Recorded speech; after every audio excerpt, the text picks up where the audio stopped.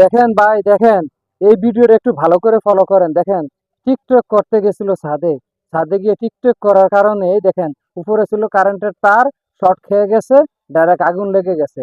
একজন আরেকজনকে ধরছে, কিন্তু লাভ হইব কি, দুজনেরই অবস্থা খুবই খারাপ, খুবই অবস্থা খারাপ। আপনারা দেখেন, এমন কিছু করবেন না যারা সোশ্যাল মিডিয়ায় কাজ করেন, এমন কিছু করবেন না যাতে নিজের ক্ষতি হয়। চারিদিকে দেখবেন যারা শুটিং করেন, ভিডিও করেন, আপনারা দয়া করে একটু দেখবেন। এই যে দেখেন, হয়তো উপরওয়ালা এভাবেই তাদের মৃত্যু লিখে রেখেছে, কিন্তু মৃত্যুর অত কতগুলা নিয়ম আছে, কতগুলা সিস্টেম আছে। সবাই চায় অপমৃত্যু, কেউ চায় না। সবাই চায় সুন্দর একটা মৃত্যু, সুন্দরভাবে মৃত্যু হোক, সবাই চায়, আমিও চাই ভাই। এই যে দেখেন, আহারে কি একটা অবস্থা, আপনারা একটু ফলো করে দেখেন। এই যে ভিডিওটা দেখাইলো, এটা আজকের ঘটনা। এই যে দেখেন, আহ ঢাকা শহরে ঘনবসতি এমনিতেই, তার মধ্যে আবার ছাদের উপরে দিয়ে যদি কারেন্টের লাইন যায়, ছাদের পাশে দিয়ে যায়। আপনি একটু ফলো করবেন, দেখবেন, দেখে শুনে কাজ করবেন।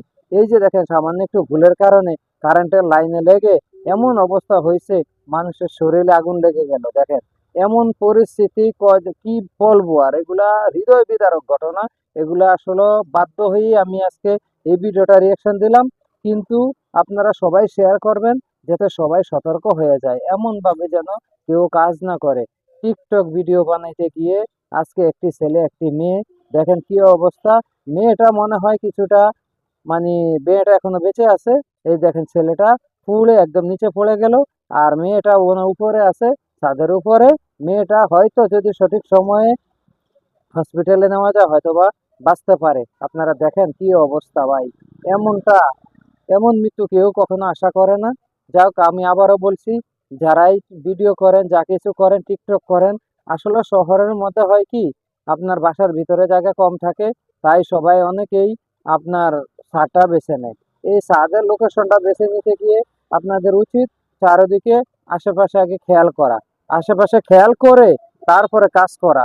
না হইলে এই যে এদের মতো অবস্থা হবে। আল্লাহ সুবহানাল্লাহ, লা ইলাহা ইল্লাল্লাহ মুহাম্মাদুর রাসূলুল্লাহ, সুবহানাল্লাহ। ভিডিওটা সবাই শেয়ার করবেন, এমন মিলে শেয়ার করবেন যেন সবাই দেখতে পায় এবং সবাই সতর্ক হতে পারে।